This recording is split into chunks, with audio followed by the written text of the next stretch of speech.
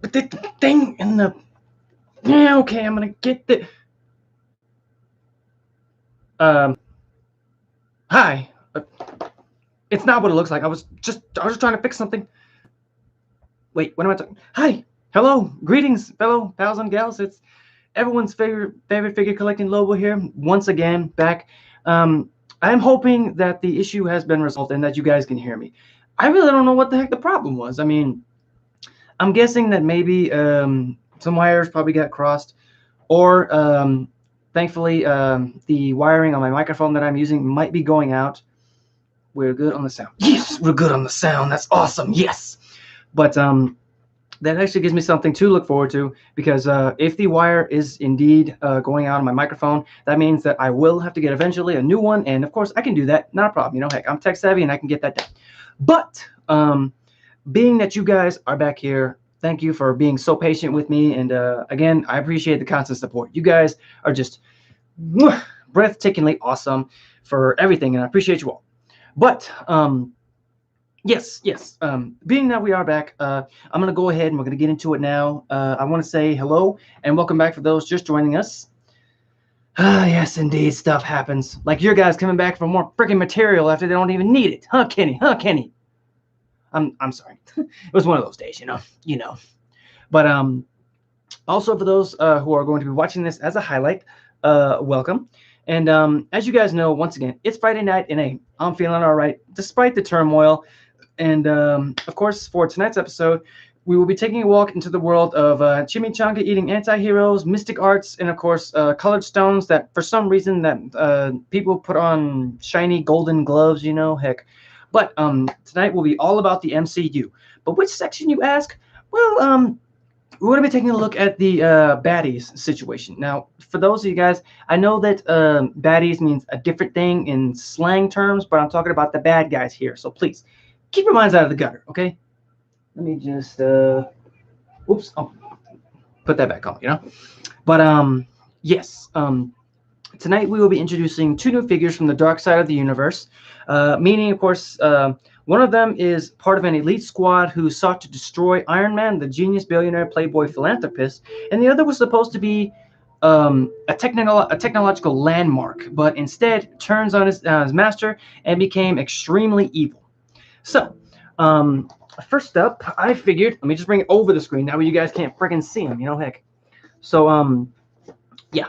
Again, before I do that, I hope you guys are settled in. I hope you guys are relaxing. If you have anything to drink or if you're having your dinner, I hope that it's awesome, and I hope that you are comfortable as well. Because take a deep breath and relax, huh? So, as I said, for tonight and on the first step, we're going to be introducing that elite squad member who actually, in my book, is quite underrated. Now, bear with me that since it's a squad effort, there's more than one of them, but I'm going to be talking about the history of this squad in particular, and of course, this one volunteer who decided to grace us with his presence this fine evening. They made their debut back in Avengers Annual issue number 15 back in July of 1986, who is sporting the green team. So, please, ladies and gentlemen, this is his first time here, and please give a big Wolfpack welcome to Mr. Vault Guardsman. Yes, that's right, folks. The green armored bad guy has decided to join us this fine evening, and who is he, you ask? Well, it's actually quite simple. The history surrounding this particular character is it's actually pretty interesting. I ain't gonna lie. So, being that he is part of a squad, he agreed to let me tell his story, and I invite you guys to just have a seat with me so we can talk about him. But before we get into it, I want to go ahead and get him out of there. There we go.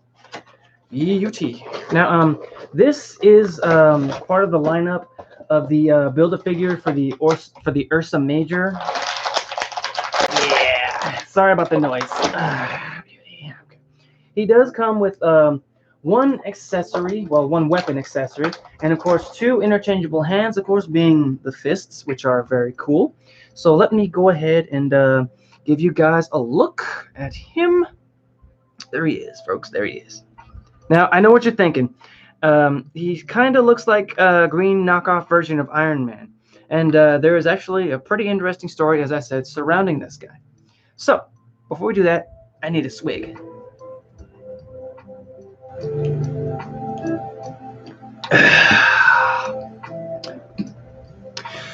For tonight's beverage, it is Dr. Pepper and cream soda.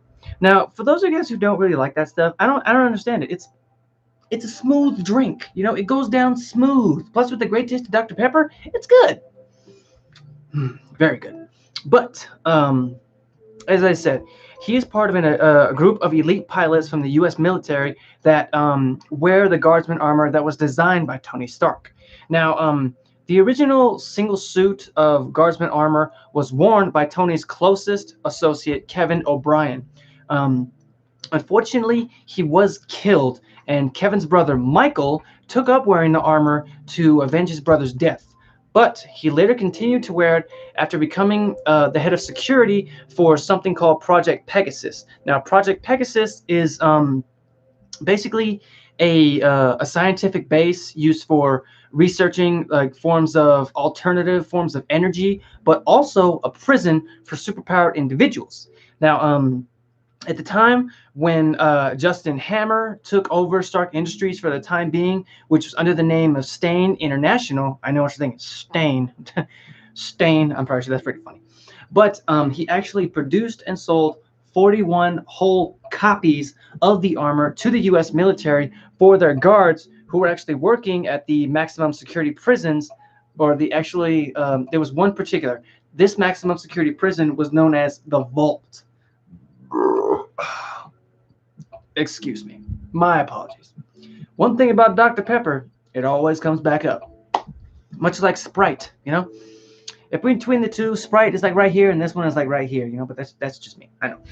But these prison guards actually became the first guardsmen prison guards, you know? And shortly after, a little bit later down the line, when Iron Man actually began his armor wars, he actually attempted to disable or take back any armor that some of the old guardsmen armor actually kept using. And afterwards, Hammer actually rearmed the guardsmen with armor of weaker technology, you know, because since it wasn't copied from Stark's original guardsman suit, it wouldn't really stand up to the test of time like Tony's Iron Man suit, you know. And these weaker suits left the guardsmen unable to stop a mass escape of prisoners later on down the line. But shortly after regaining control of his company, Stark actually entered into a new agreement with the U.S. government to provide a better, more powerful set of guardsman armors to the Vault and to the guards themselves. But there was a catch to that. And he made sure that this set in particular was sort of bound to the generators of the facility, so that way they couldn't be used outside of the Vault itself. So also, I'm sorry, I keep kicking the bed. I'm sorry.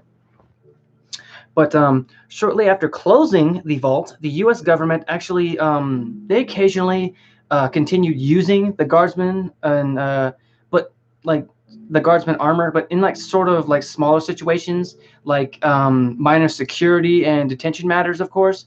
And like it's no small fact, you know, because even though the armors like it was made from Tony Stark's original design, one thing that they were known for was carrying a piece. And this, of course, was their weapon of choice, which is an energy type pistol looking thing.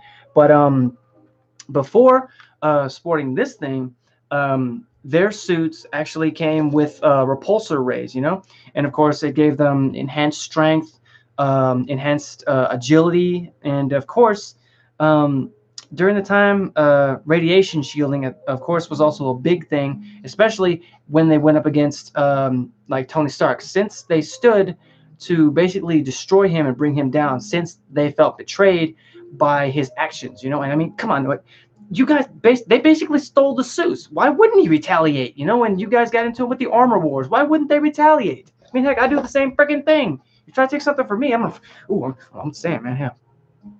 But my lip is peeling. Oh my gosh, that hurts. Okay, so let me get this here. Get the next one. There we go. Now, I'm actually very excited. Very excited. Oh, I'm sorry. Unfortunately, I couldn't really find any fun facts. I mean, um, there was maybe one small little tidbit that I did find out, and that was both the O'Brien brothers, even after the first one actually ended up passing, and his brother actually kept the suit for his own. There was a time later on down the line where he actually sort of modeled that after one of the Iron Man suits designs. I can't really remember which one it was. I think it was like. I'm gonna say maybe Mark 4, maybe Mark 5 at the time. I honestly, I couldn't tell you, heck, because I read up on it when I got the chance, but at the same time, it's gone. Heck, it's gone. That's one thing that really sucks about my short-term memory. Who are you people? I'm, I'm just playing. But yes, we're gonna go ahead and give him his weapon so that way he can guard the door and make sure nobody comes in here. You know what I'm saying? So, Mr. Guardsman, if you just don't aim that thing at me. Come on, jeez, it's a weapon. What's wrong with you? Just stand up right there. Watch that door. Okay, watch that door. Be a guardsman.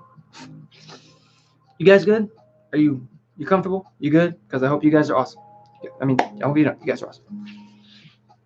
Okay, so we're gonna go ahead and get another swig.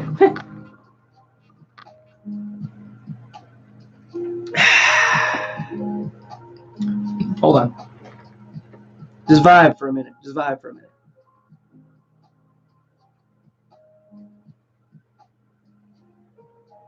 Okay, you ready to go? All right, cool. Next up, we're actually going to be taking a step into the technological area.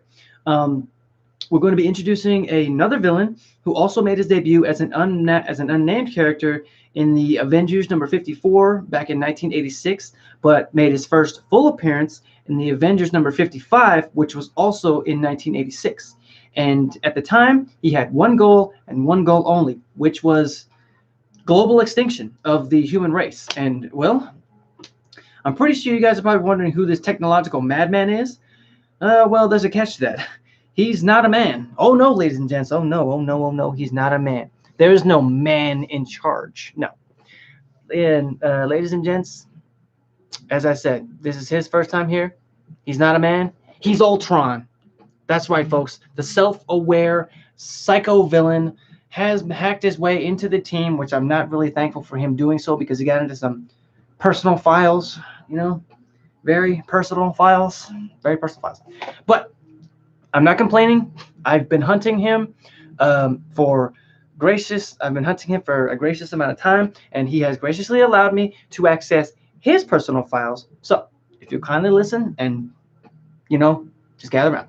So, now most people would think that some of the lore that Ultron was created by Tony Stark, and that's actually a very common misconception because Ultron here was actually invented by Henry Hank Pym. I'm sorry. And as I said, he invented him to be a technological landmark. But during the time, he soon intellectually surpassed Pym and became arguably the greatest and certainly most horrific creation of the scientific genius himself.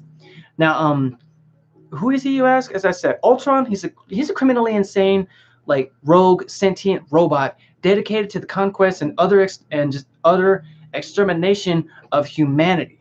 And some years ago, the studies of him were actually inspired by Professor Gregson Gilbert's synthetic dragon man.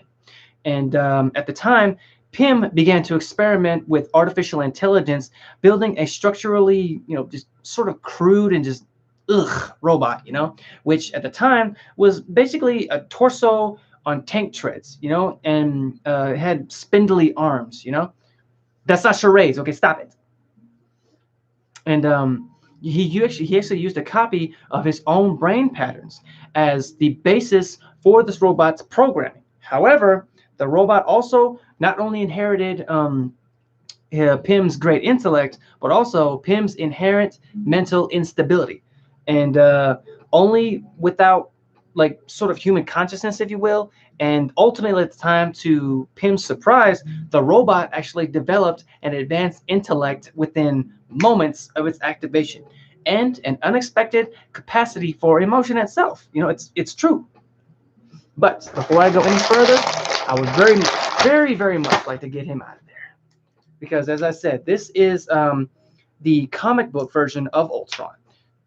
And as I said, I've been hunting him for a pretty good while, and at the time, I didn't even know that. Let me have your focus, At the time, I did see the cinematic universe of him. It's just, it wasn't really the one that I was looking for, because I didn't think it spoke about his character.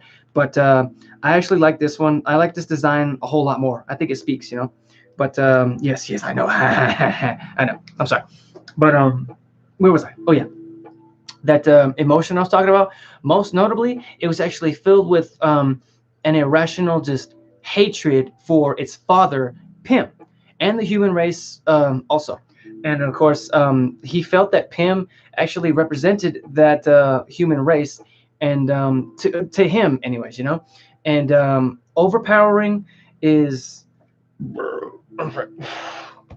as overpowering, and actually, he actually mesmerized Pym, the robot, which soon dubbed itself Ultron hypnotically, commanded Pym to forget its existence and abandoned the New Jersey lab where he was created. And sadly, Pym, he couldn't stop it, and he did as he was commanded. And after the lab was shut down, and it wasn't destroyed, it was just shut down, And during the time Ultron had actually returned, he used the lab's equipment and rebuilt himself completely about 4 times over, making necessary improvements and modifications each time, thus rechristening himself Ultron number 5. And with this new powers, new abilities, he now felt ready to make war on humanity. Certainly in particular against the Avengers, but as many times as he had fought and clashed with them, it wouldn't deter him from his ultimate goal, which again was to destroy humanity, because one saying that I can actually honestly feel that they got right from the comics to the movies was the fact that, like, as I said, it's a saying that he said, whenever the earth settles, God throws a stone at it, and to me, that felt like the most connected to his character, because his plan in that movie was global extinction, because he planned to pick up the city of Sokovia and get it outside Earth's atmosphere and drop it. And basically, in doing so, that would basically annihilate all humanity, because of the impact, and the crater it would create would be just gloriously massive. I don't mean to use the word gloriously massive, but it would be crazy. It would just be nasty. But I did find out some very interesting facts about Mr. Ultron here. Did you guys know that for a short time, he actually created a girlfriend for himself? Oh, yeah. And I feel so terrible, because I have seen the figure of the supposed girlfriend that he created. Her name was Joe Costa, because at the time, she was made of full metal, just like he was. And I feel so terrible, like I said, because I passed her by. I didn't know the history about her, which I should have, and right here just wasn't there. But as I said, it's my fault. And the little cool fact is that he's actually a telepath who, yes, just like Charles Xavier, and who he actually has the ability to not only control others, but also implant traces of himself into people's minds to basically do whatever he wants. So if he basically put a little tidbit of himself into your mind and told you to rob a bank, hey, you wouldn't be able to resist. You'd have to do what he told you, because he over the time, he actually considered a god complex, or a godlike complex, to add to his artificial intelligence factor. But there's so many powers that he does have that most people didn't think was possible. But it is true, And probably the coolest little fact that I found out is sort of like the connection between him and a Disney character. Did you guys know that he's considered the dark version of Pinocchio? Now, if you guys have seen the Age of Ultron movie, you'll notice that he's always singing the song lyrics, "There are no strings on me," and that is true because since in the beginning they were both inanimate beings that gained the human ability to not only become real people, but the ability to feel. And I mean, he felt that humanity wasn't the best case or wasn't the best course for Earth, so he decided to throw a stone at it. And he tried to make good on his promise, but thanks to the efforts of the Avengers, he was thwarted. Whew. But before I finish with that, I want to show you guys. He does come with 3 interchangeable hands and 1 tiny little accessory, which I think is very cool. Let me just get it out of there and I'll show it to you guys. Come on. There we go.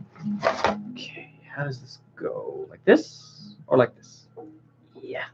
Ultron, open your mouth, man. Come on. Open your mouth. Or don't. Wait. Is that it? Is that how you do it? Like, heck, I don't know. I don't really know because this is new. This is new to me. Hang on, folks. Hang on. I'm making my way downtown. Sorry. Walking fast, faces fast, and I'm home now. Okay. Bam. He came with the little energy burst that's coming out of his mouth. I thought that was a very cool little add-on, and I mean, it adds certainly to his character. And I'm definitely digging the look and the spikes on his shoulder. Absolutely flawless design, as always, from the Marvel Legends family. Yes, indeed. But I'm going to go ahead and end the stream right there, folks. I want to say, again, thank you for being so patient with me in this turmoil. And we'll be going to the haunt next Friday. Will not be able to join the live stream. Kenny, that is perfectly fine, man. You got to do what you got to do. And even if you can't join next week's, hey, there's always a week after that, man. And I definitely will see you then. And as I said, I'm going to go ahead and end the stream right here, folks. But from here, I'm going to head over to my Twitch channel to probably play some more of the NBA 2K and continue the story of my guy from there. But until next time, guys, feel free to hit the follow button right here. And feel free to sample this video or this fine video as well. And I will see you guys next week. And until next time, guys, stay safe, stay awesome, stay weird, stay yourselves. Kenny, you be safe too. And be zen, huh? And always remember, you guys are breathtaking. Please.